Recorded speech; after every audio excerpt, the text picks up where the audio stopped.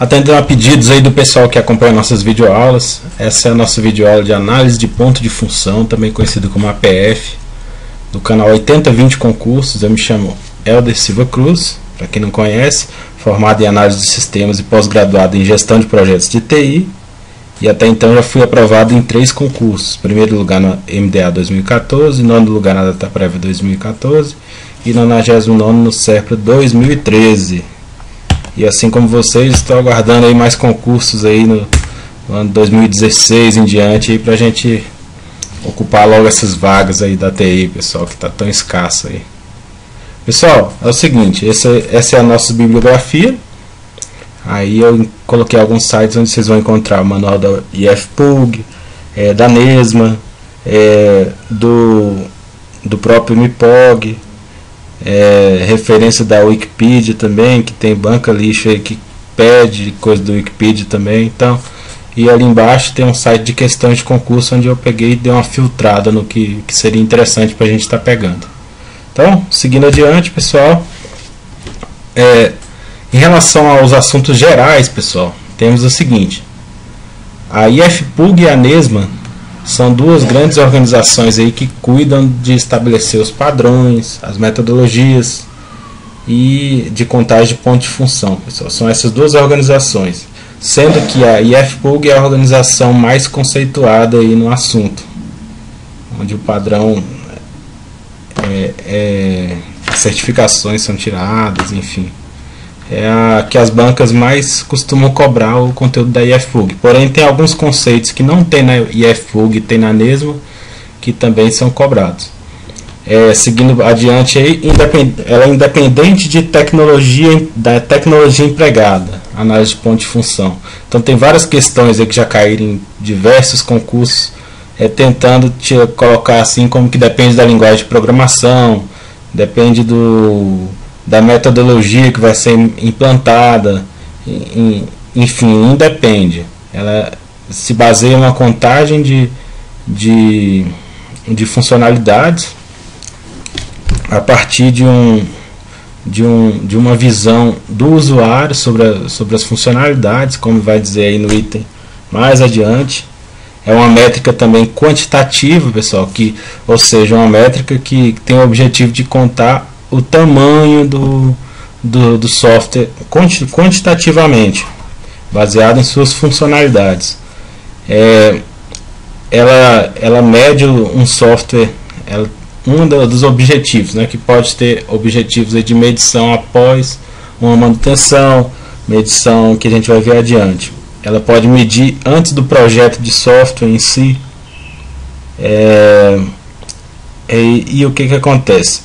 Ela não é uma forma de medir o custo em si, não é diretamente isso. Ela mede o tamanho, e a partir do tamanho e baseado nos dados históricos de produtividade, podemos aí determinar o seu custo e o tempo de desenvolvimento também. Podemos determinar. Então, eu acho que dentro do que está aí, a partir do tamanho, como eu falei, pode-se determinar o custo e o tempo. Então, seguimos adiante. Pessoal, em relação às fases aí da IFPUG, temos na visão do processo de medição funcional da IFPUG, temos as seguintes fases aí, pessoal: a reunião da documentação disponível, a determinação do escopo e a fronteira da contagem e identificação dos requisitos funcionais do usuário.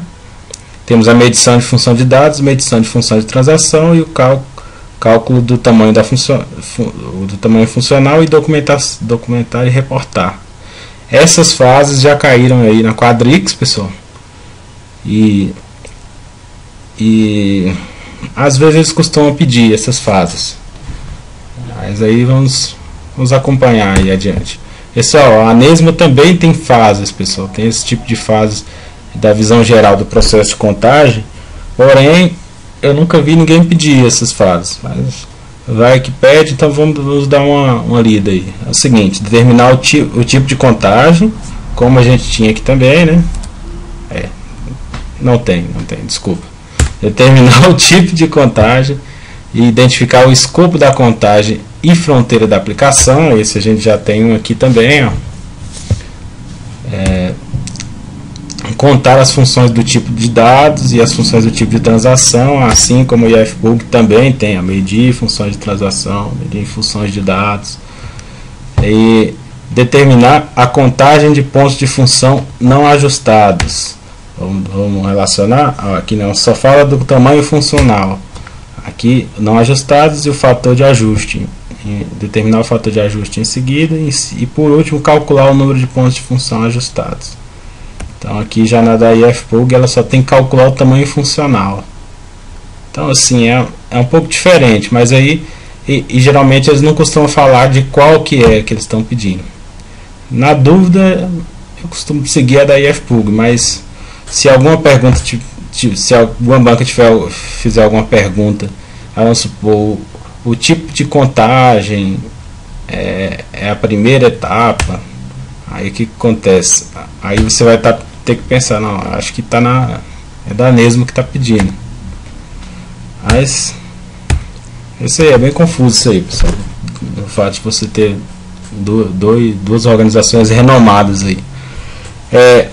Em seguida temos aí os passos para análise e a projeção do tamanho da complexidade. Aí a gente já está falando da própria análise aí do tamanho. A ifpug tem as suas 6 fases aí, que é onde se determina o propósito da contagem.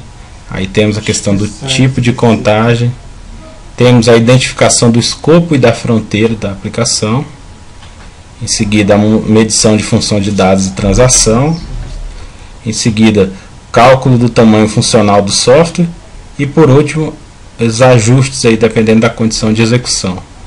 É importante lembrar que dentre elas aí vão se repetir bastante, porque o manual aí da ifpug é o referência, né? Então muita coisa são parecidas aí.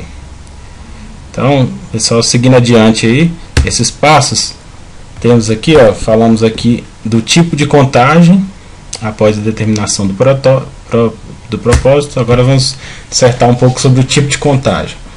Temos aí na análise de ponto-função 3 tipos de contagem, pessoal.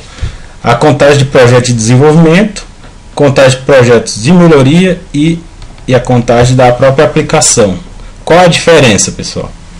A diferença é o seguinte: projetos de desenvolvimento são aqueles projetos que ainda não foram para produção, estão sendo desenvolvidos ali em outro ambiente, ou seja, um ambiente de desenvolvimento, de teste, está em homologação e está prestes a ir para produção. Então são projetos de desenvolvimento.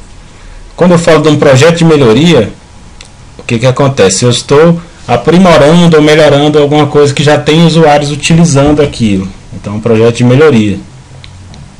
E quando eu falo de uma medição, uma contagem de aplicação, eu já estou falando de uma contagem de um software que já está entregue, o usuário está utilizando e a gente só está vendo o tamanho dele sem nenhuma alteração. Então esses são o tipo de contagem de ponto de função, pessoal. Cobra demais em prova. Vocês podem ver o tanto de referência que eu tenho de provas que já pediram isso.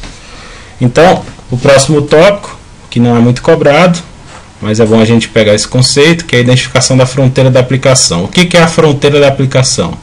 A fronteira da aplicação nada mais é do que a definição do que é externo e o que é interno à aplicação. Eu vou falar dessa forma, parafraseando aí o que está escrito. É basicamente isso.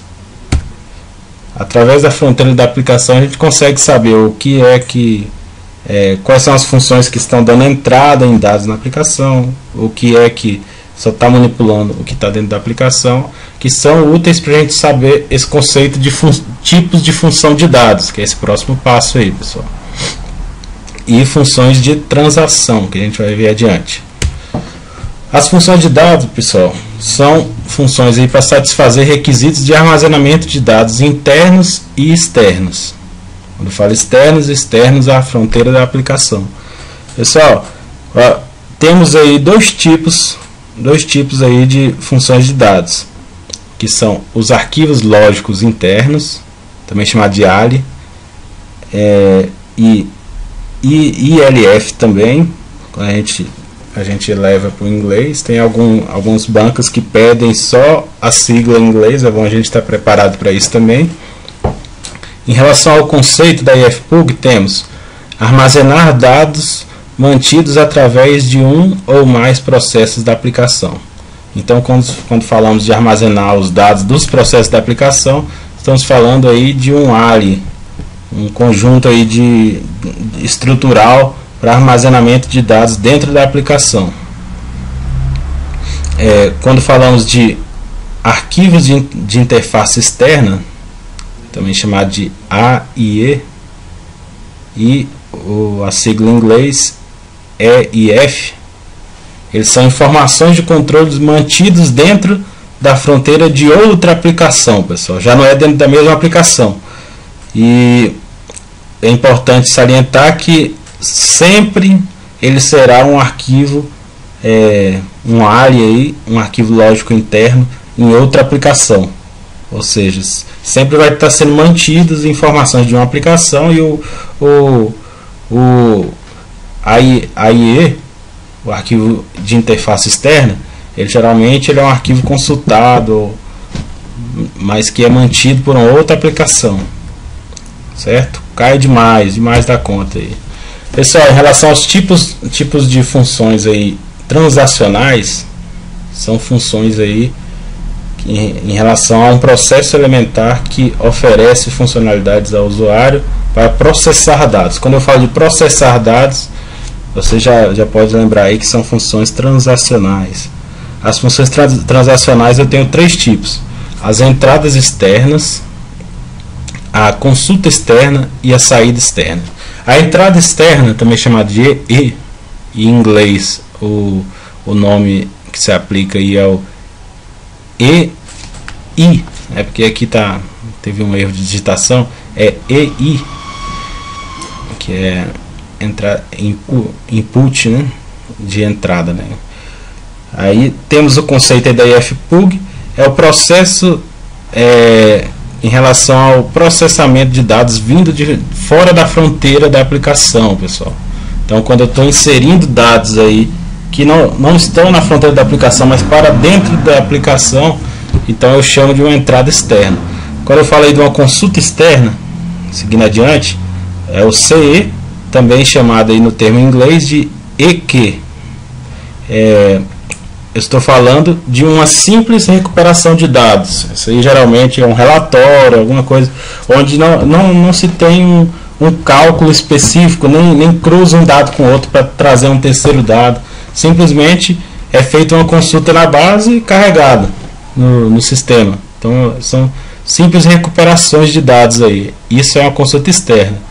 Quando estamos falando aí de uma saída externa, pessoal, aí a única coisa que vai mudar assim da consulta é o seguinte: porque na saída externa existe um processamento lógico antes daquele dado sair para fora. Então, vamos supor uma comparação entre um dado e outro para formar um terceiro dado, um cálculo específico que é gerado num relatório gerencial da vida, alguma coisa assim, pessoal, já é uma saída externa.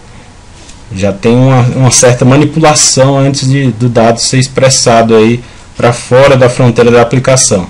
Então, seguindo adiante, pessoal, temos aí um outro tipo de dado que também é expresso na IFPUG, que é o tipo de funções de conversão. A função de conversão nada mais é do que o cálculo aí que se faz se vai ter uma migração de dados ou não.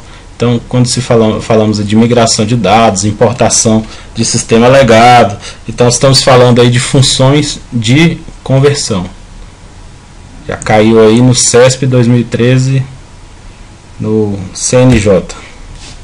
Pessoal, outros conceitos aí interessantes aí e que servem para a nossa contagem são o seguinte: o conceito de arquivo lógico referenciado, pessoal. O arquivo lógico referenciado são funções de dados lidas e mantidas por uma função transacional. Ou seja, simplesmente quando a gente fala das funções de dados, o arquivo lógico interno e o arquivo de interface externa, eles são tipos específicos de arquivos lógicos referenciados, pessoal. Então, arquivo lógico referenciado pode ser um ALI, pode ser um AIE. E dentro de um arquivo lógico referenciado, que vai ser um conjunto estrutural aí numa base de dados para salvar e para gravar informações, por exemplo, temos aí dentro registros lógicos referenciados, que faz uma relação aí de um subgrupo de dados elementares referenciados aí. São um tipo de registro elementar, né? Eu posso exemplificar como uma tabela, alguma coisa assim. São tabelas relacionadas ali naquele arquivo lógico referenciado. E dentro desse registro lógico referenciado temos os dados, né, pessoal? Os dados elementar referenciado, que tem cada tipo de dado elementar, são atributos únicos, reconhecido pelo usuário e não repetido. Então, esses dados elementares serão o que? As próprias colunas da tabela em que o usuário pode reconhecer, né? Lembrando que, por exemplo, se eu tenho lá um ID, uma data de inserção, alguma coisa que o usuário não reconhece como um dado útil, aquilo ali não vai ser contado, né, pessoal? Mas os dados um nome da pessoa, um CPF, são dados que o usuário reconhece. Então são dados elementares e referenciados. Outro conceito aí mais abaixo, eu tenho a consulta implícita. A consulta explícita, pessoal, não existe esse conceito de consulta explícita, mas toda consulta, quando eu falo de uma consulta externa, uma saída externa, já é uma consulta explícita, né? Todo mundo sabe que está tendo aquela consulta, um relatório, alguma coisa do tipo. Agora, a consulta implícita é quando são feitas consultas sem que o usuário perceba que está acontecendo uma consulta de uma forma clara, mas existem esse tipo de consultas e elas podem ser caracterizadas como consultas externas ou saídas externas. Isso vale muito para a questão da contagem dos pontos de função, são levados muito em consideração esse tipo de consulta. Pessoal, em seguida temos o nível de detalhamento da contagem. Para me determinar esse nível de detalhamento, eu posso ter 3 níveis, pessoal, sendo que somente 2 deles são considerados pela IFPUG.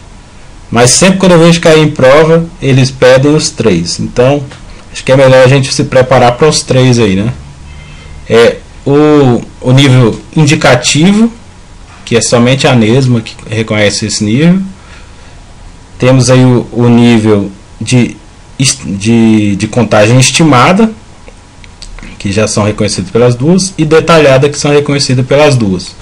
Então, em relação ao conceito, a contagem indicativa ela é realizada sem a necessidade de conhecer os detalhes do modelo de negócio do sistema. Então, você não sabe muito bem o negócio, mas dá para fazer a contagem através de dados, aí, de tabelas, através de algumas premissas, onde você considera um dado como sendo assim. Acho que deu para explicar por alto, mas é mais ou menos isso aí, pessoal. E quando eu falo da contagem estimada, é quando não há uma precisão do nível de complexidade da função existente. A gente trabalha com nível de complexidade padrão para algumas funções, por isso é chamada aí de estimada. A gente não consegue determinar o nível existente, então se trabalha com dados padrões. E também temos a contagem detalhada, onde é necessário obter dados detalhados do processo do modelo de dados. Essa daí já vai para todos os detalhes, calcula a complexidade, calcula tudo. Essa é a contagem detalhada, pessoal. Então, seguindo adiante, pessoal, em relação à contagem de ponto de função indicativa, como eu falei anteriormente, temos algumas premissas aí, por exemplo, que temos 3 entradas externas para cada ALI, 2 saídas externas médias para cada ALI, uma consulta externa média para cada ALI. E aí temos aí adiante outras premissas. Entende-se que mais ou menos vai ser isso aí que você vai ter, e a partir disso é só contado os ALIs e os arquivos de interface externa. Então as etapas delas são as seguintes: determinar a quantidade de funções do tipo ALI e AIE. Então, já sabemos quantas tem de cada um. Em seguida, calcula-se o total de pontos de função não ajustados da aplicação. O não ajustado significa sem um fator de ajuste. E em seguida, é feito esse cálculo aqui abaixo. O tamanho indicativo 35 vezes o número de AIEs mais 15 vezes o número de AIEs. Mais ou menos isso aí. Isso aí eu vi cair uma banca perguntando sobre essa questão, mas foi bem recente, em 2015, a ESAF, né, pessoal? Mas vale a pena dar uma lida aí, pessoal. Vale a pena dar uma lida. Eles não, lembrando aqui também, eles não costumam muito cobrar para você calcular essa função indicativa, mais uma forma conceitual, se você sabe do texto. Agora, eu nunca vi também eles pedirem para você calculá-la. Apesar de ser o cálculo mais simples que tem é o da indicativa. Então, pessoal, o nível de detalhamento da contagem estimada, ela trabalha, como eu falei anteriormente, com a complexidade padrão, sendo que toda função de dados ela vai ter uma complexidade baixa e toda função transacional uma complexidade média. As suas etapas são as seguintes: determinar se todas as funções do tipo ALI, AIE e de todos os tipos, né? Todas as funções, determinar quanto eu tenho de cada função. Se toda função do tipo ALI e AIE tem uma complexidade baixa, toda função do tipo transacional aí, que são essas outras, elas vão ter uma complexidade média. Então eu já determinei esses padrões. E por último, eu vou calcular o total de pontos de função não ajustados, através de uma regrinha que a gente vai ver mais adiante, que se aplicaria a ela também. Seguindo adiante, pessoal, o nível de detalhamento da contagem detalhada. Quando eu estou numa contagem detalhada, essa é a mais complexa de todas. Eu tenho o seguinte: determinar todas as funções de dados e as funções transacionais, né, pessoal? E em seguida eu determino a complexidade de cada um. Ela pode ser baixa, média ou alta. Eu não tenho mais aí uma complexidade padrão, como no caso da minha contagem estimada. Então, em seguida, eu calculo se o total de pontos de função não ajustados, através dessa regrinha aí, que seria as funções de dados, mais as funções transacionais. Após eu calcular qual o valor em ponto de função que seria para cada complexidade, que a gente vai ver adiante como se calcula isso. E por último, aí se calcula o fator de ajuste, pessoal. O fator de ajuste dela. Para me calcular o fator de ajuste, eu também vou ter 3 etapas aí. A primeira etapa é avaliar as características gerais do sistema. Essa avaliação é feita através de requisitos não funcionais, onde eu numero de 0 a 5 a relevância desses requisitos não funcionais no meu sistema. Esses requisitos não funcionais aí são os seguintes: a atualização do software online, comunicação de dados, configuração interna utilizada, o desempenho, a eficiência do usuário final, a facilidade de alteração ou modificação, também pode se chamar assim, facilidade de modificação, a facilidade de instalação, a facilidade de operação, a entrada de dados online, as múltiplas localidades ou locais, múltiplos locais também, posso chamar assim, o processamento complexo, ou também posso chamar de processamento distribuído de dados, algumas bancas chamam assim, a reutilização e a taxa de transação, pessoal. Então é o seguinte: primeira avaliação eu faço a avaliação das 14 características, e segundo, eu faço a determinação do fator de ajuste, que é feito da seguinte forma: eu já numerei aí de 0 a 5 para a importância de cada uma desses requisitos não funcionais, das 14 características, somo todos, o valor máximo que pode dar, como 14 vezes 5, né, pessoal, vai dar um valor máximo aí de 35, para mais ou para menos. Então é realizada a soma da pontuação do nível, do nível de influência de cada um, né? E para poder ser feito o cálculo aí abaixo, o cálculo de ponto de função vai ser igual a 0,5 mais o SGMS, que foi calculado lá em cima, vezes 0,1, que pode dar uma variação aí de 35% para mais ou para menos aí no tamanho do software em relação a essa complexidade levantada. Pessoal, aí um dado importante também, o manual do MPOG, quando eles falam sobre ponto de função, é baseado na IFPUG também, então, mas quando eu falo de contagem detalhada lá, eles utilizam um fator de ajuste fixo de 1 e não fazem esse cálculo aí de SGMS vezes 0,1 que tem no último tópico aí, pessoal. Então o que acontece? Quando é 1, então não existe variação aí nesse caso. A gente simplesmente calcula o não ajustado, multiplica por 1 e passa para frente. Agora, nesse nosso caso aqui, ele pode ter essa variação, né, nesse cálculo da detalhada, da forma que a IFPUG expõe. Então, seguindo adiante, outro fato importante aí é a determinação da complexidade funcional de cada função de dados, sendo que essa complexidade funcional de cada função de dados deve ser determinada utilizando o número de DRE e RLRs.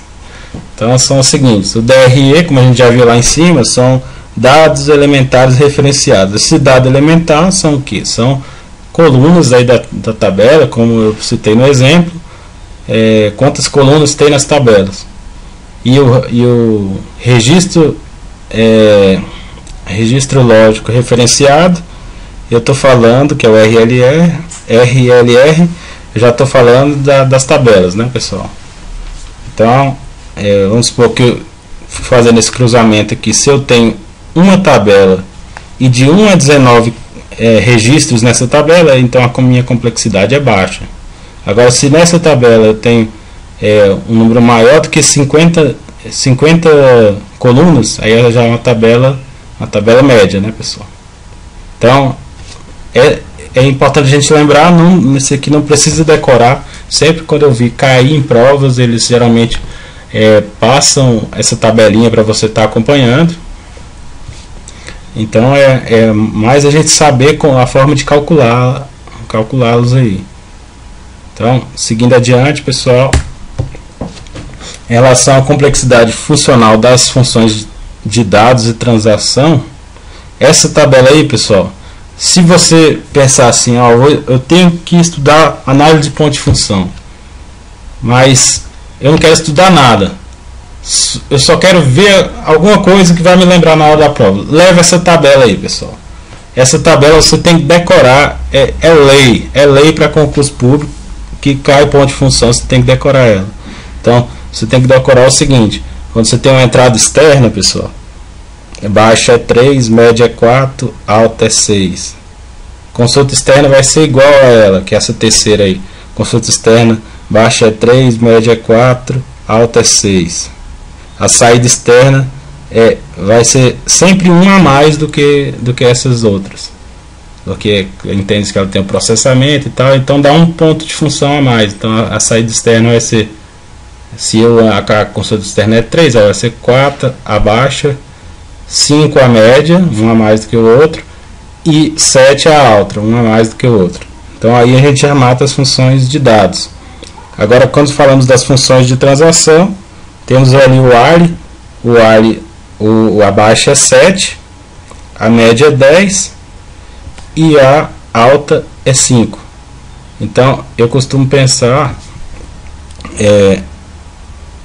sempre assim na proporção.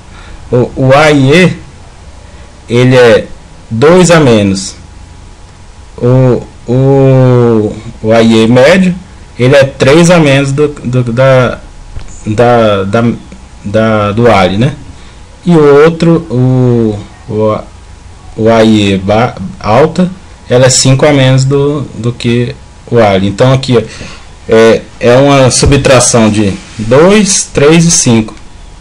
Então da forma que você conseguir memorizar, para mim essa é que funciona mais bacana. Espero que tenha contribuído aí.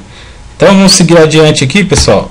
Uns exercícios de como se calcula o ponto de função, que isso é muito pedido nas provas, além dos conceitos. Um exercício simples, e esse tipo de contagem que eles pedem geralmente é uma contagem detalhada, onde você tem que determinar a complexidade entre baixa, média e alta. E geralmente eles nunca dão essa tabelinha aí, não. Essa tabelinha tem que estar gravada na cabeça aí, para você poder relacionar. Aí vamos seguindo aí o exemplo 1, pessoal. Eu tenho um ALI baixo, de complexidade baixa, um ALI de complexidade alta e um ALI de complexidade um EE de complexidade média e um SE de complexidade baixa. Então, se eu for relacionar aqui, ó, se eu tenho ALI de complexidade baixa, então vou relacionar aí a minha quinta coluna ou quinta linha com a quinta linha da segunda tabela. Eu tenho aí 7, né? Quando a complexidade é baixa. Então aqui, ó, 1 vezes 7. Perfeito, pessoal?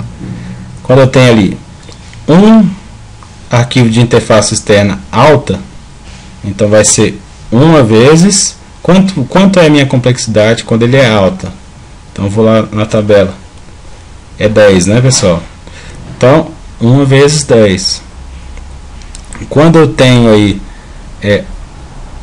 1 vez um arquivo ou uma entrada externa média. Entrada externa média, olha lá, a baixa é 3, a média é 4. Entrada externa 4, né? E uma saída externa baixa, que é 4. Então aqui temos aqui entre parênteses aqui, eu fiz a soma embaixo e a soma novamente para ficar fácil para a gente entender. O total de pontos de função aí nesse caso foi 25 pontos de função.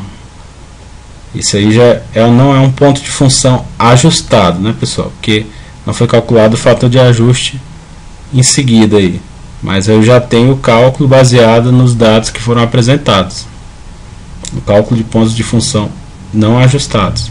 Então aqui abaixo, pessoal, eu vou ter outros exemplos aí. O exemplo 2 está muito bacana. Se você quiser fazer o cálculo para poder treinar, vale muito a pena pausar o vídeo nesse momento aqui para ficar fazendo esses cálculos aqui, para ver se está batendo com o cálculo, se você consegue acertar a questão. Seguindo adiante, pessoal, ó, mais outros. Eu tenho aqui o exemplo 3, o exemplo 4, que faz da mesma forma. Outro ponto interessante aqui, ó, no exemplo 3, temos aqui o seguinte, ó, temos os nomes em inglês, que às vezes caem, as siglas em inglês, que às vezes caem em algumas provas. Por exemplo, aqui eu tenho dois arquivos de entrada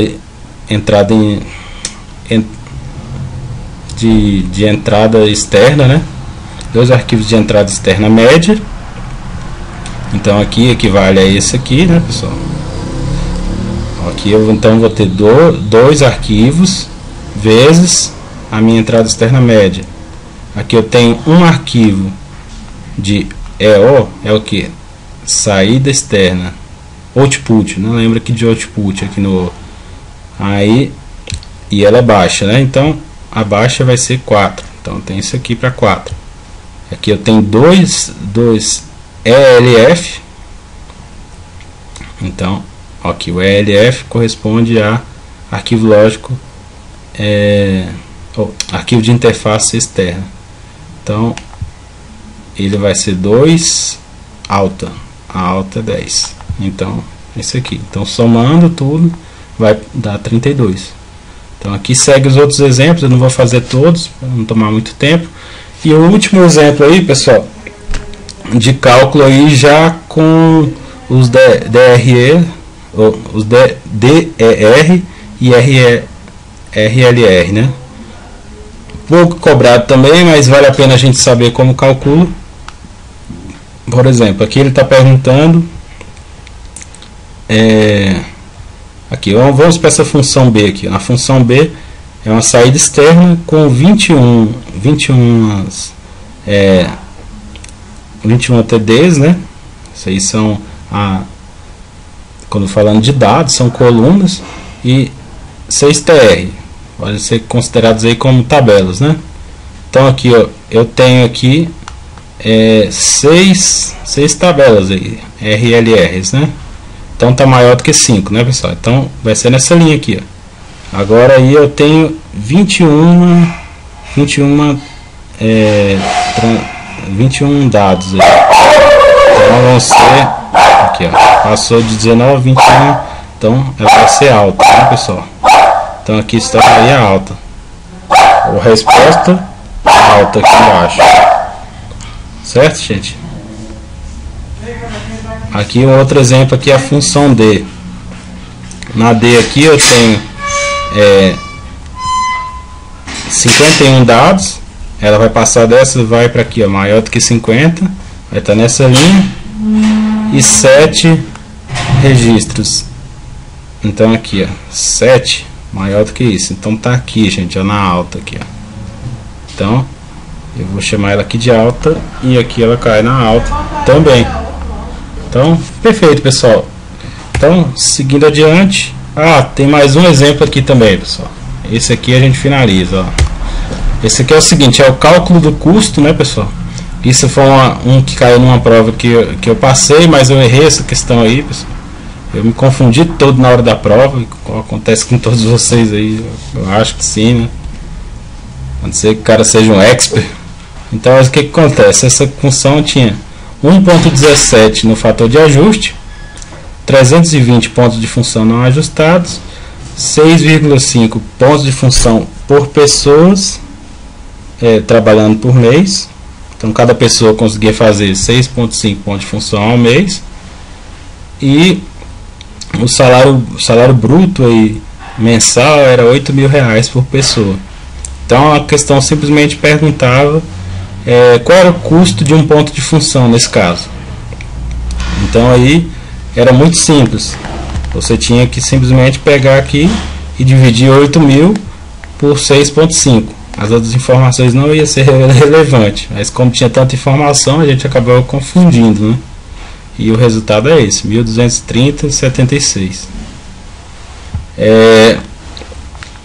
Agora, para tentar complicar um pouco mais, pessoal, se eles tivessem perguntado a quantidade de pontos de função ajustados, então a gente ia pegar os pontos de função não ajustados, 320, vezes 1.17, que é o fator de ajuste, teremos 374,74. Agora, se eles perguntassem se eu tiver quantas pessoas eu tenho que colocar trabalhando por 30 dias para poder, dentro de um mês aí, né, para poder conseguir entregar o projeto completo. Então aí, fazendo aqui, ó, o fator ajustado aqui, ó, o ponto de função ajustado teria que calcular, dividir pela quantidade da minha produtividade aí, que é 6,5, teria aqui a quantidade de 57,65 pessoas. Aí se eles pedissem o custo total do software, então para essa empresa o custo ia ser 374,74 dividido por 6,5, e o resultado, eu dividi esse resultado por 8.000. Desculpa, eu multiplico esse resultado dessa divisão aqui por 8.000. Então eu teria aqui 460.307,69 o custo total desse software. Então, pessoal, agradeço aí pela atenção, espero que tenha contribuído com todos vocês aí com mais essa videoaula, e boas provas para vocês aí, pessoal.